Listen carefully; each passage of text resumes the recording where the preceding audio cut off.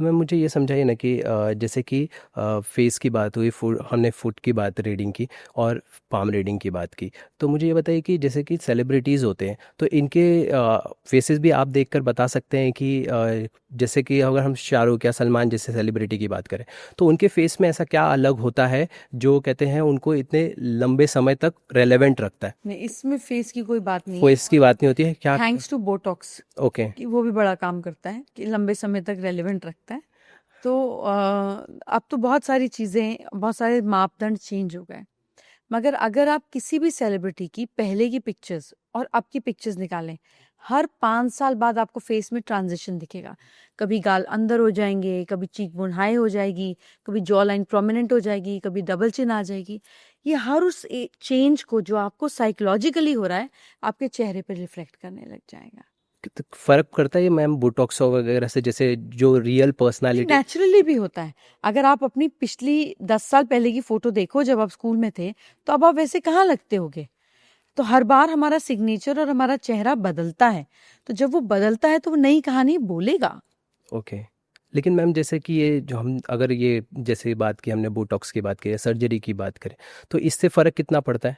एक तो दिखने में पड़ जाता है वो तो ठीक है। और दूसरा प्रारब्ध में पड़ जाता है। प्रारब्ध में पड़ता है। बिल्कुल पड़ता है। ओके। अगर आप कोई स्टोन पहन रहे हो तो आपको महसूस होने लगेगा चीज़ें बेटर हो रही कि नहीं हो रही। अगर आप घर बदलते हो तो आपको अलग फील होने लग जाता है। हर बार कुछ नया होने पर अगर हम सेंसिटिव होते हैं तो हम उस फर्क को समझ पाते हैं। तो ठीक इसी तरीके से अगर आप सेंसिटिव होंगे तो जब आपके यहाँ पर बढ़ जाएगा, मतलब अपर लिप बढ़ जाएगा, आपका एक्सप्रेशन बढ़ जाएगा, आप पब्लिकली और ज़्यादा अपने आप को एक्सप्रेस करने लग जाएंगे। जब ये बढ़ जाएगा तो आपको इमोशनल सपोर्ट ज़्यादा चाहिए होगा। सो हर एक चीज़ बढ़ाने पर उसका वो रिजल्ट तो आएगा ना।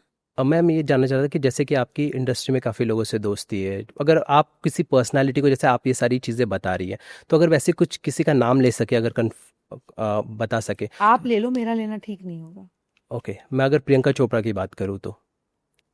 सर्जरी की बात करनी है? नहीं नहीं, बस मैं उनको समझना चाहता हूँ, उनकी पर्सनालिटी को आप उनके फेस के थ्रू कैसे डिकोड करती हैं? देखो, सबसे पहले जब हम अपने आईब्रोज को डार्क कर लेते हैं, अब ये मेल और फीमेल दोनों ही करते हैं, हमारी थिंकिंग और एग्जीक्यूशन बेटर हो जाती है।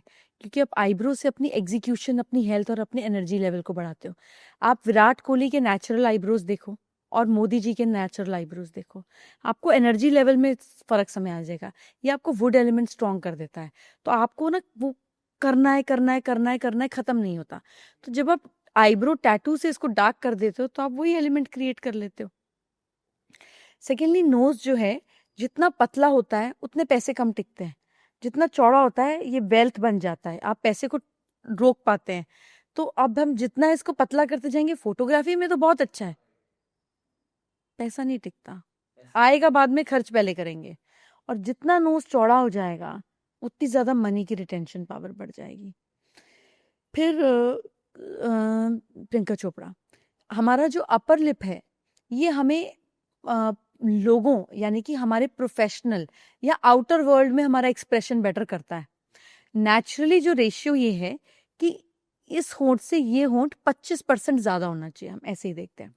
लेकिन प्रियंका का ऑलमोस्ट बराबर है। तो आउटर वर्ल्ड में एक्सप्रेशन, जैसे वो कहीं स्पीच दे देंगी, कहीं मोटिवेशन दे देगी, कहीं कहीं कुछ कर देगी, ये काम नहीं उनका। Her work is to act, but she will speak a lot because वो पब्लिक लाइफ में एक्टिव कर देगा फिलर डलाकर। अब नीचे वाला जो लिप है ये आपको इमोशनल या आपकी पर्सनल लाइफ में आपका एक्सप्रेशन बढ़ाता है। सो जैसे हमने अभिषेक बच्चन जी का चेहरा देखिए, ये वाला लिप जो है इसके मुकाबले में ज्यादा ड्रूपिंग है, ये ज्यादा है। तो पर्सनल लाइफ में he will be very demanding, he will be very expressive. पर आप वैसा प्रोफेशनली या एक्स्ट्रा बोलते हुए बाहर नहीं देखोगे। पर आप प्रियंका चोपड़ा, ऐश्वर्या राय, जिनके नेचुरली भी अपर लिप थिक हैं, you will see they like to talk a lot other than acting also. Okay ma'am, Shahrukh Khan के बारे में बताइए, उनकी क्या पर्सनालिटी है? उनके फेस को देखकर आप क्या समझती हैं? क्योंकि वो आज इतने सालों से हैं और रेलेवेंट आज भी बने हुए हैं, और उनका जो करिश्मा है वो कम होने का नाम नहीं ले रहा। वो उनके क्या वो फेस में ऐसी कुछ आप बता सकते हैं, उसको डिकोड कर सकते हैं कुछ? सो शाहरुख की अगर आप बात करें तो शाहरुख का एज के साथ साथ जॉ लाइन बहुत प्रोमिनेंट हो गया। जैसे पहले आप उनको बाजीगर के टाइम पर या बाकी मूवीज के टाइम पे देखेंगे और थोड़ा अब सा चबी देखेंगे, जैसा। हाँ, तो अब देखेंगे तो चीक का फ्लैश जो है वो कम हो गया।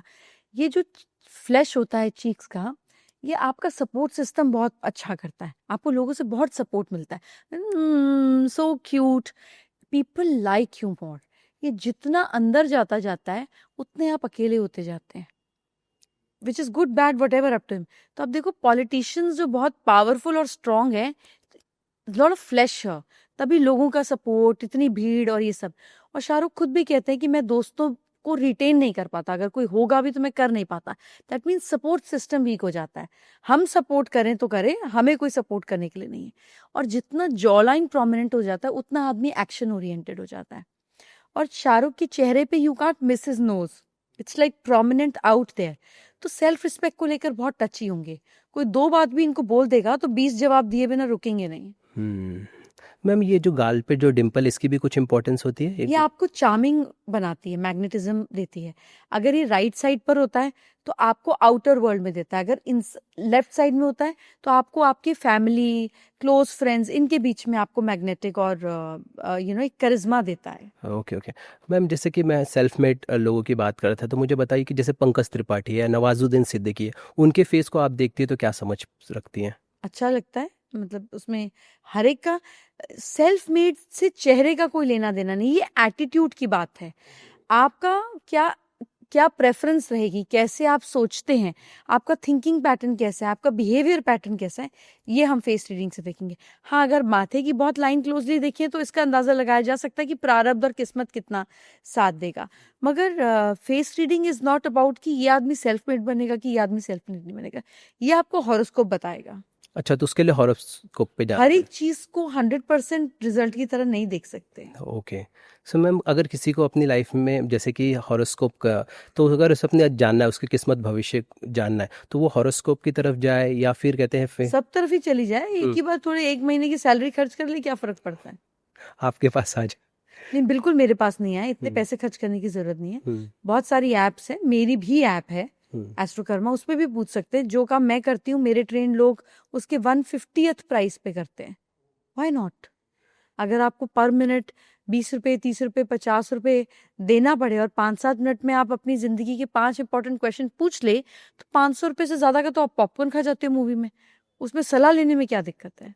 करेक्ट है मैम, बट कहते हैं असली और नकली का फर्क नहीं होता ना, बहुत लोग हो गए, भीड़ ज्यादा हो गई है, तो उसको अगर डिफरेंशिएट। आप अपना सवाल पास्ट के रिलेटेड पूछोगे और सामने वाला सही बता देता है तो भरोसा कर लो, नहीं बता देता तो क्रॉस कर दो। ओके, यू मीन टू से कि पहले उन्हें जज कर ले कि आप अगर किसी डॉक्टर के पास बार बार जाते हो तो क्यों जाते हो उसी डॉक्टर के पास, क्योंकि उससे फर्क पड़ा। अगर फर्क नहीं पड़ेगा तो डॉक्टर बदल दोगे ना, तो फिर एस्ट्रोलॉजर क्यों नहीं। To watch the full video, click here। पूरा वीडियो देखने के लिए यहाँ क्लिक करें।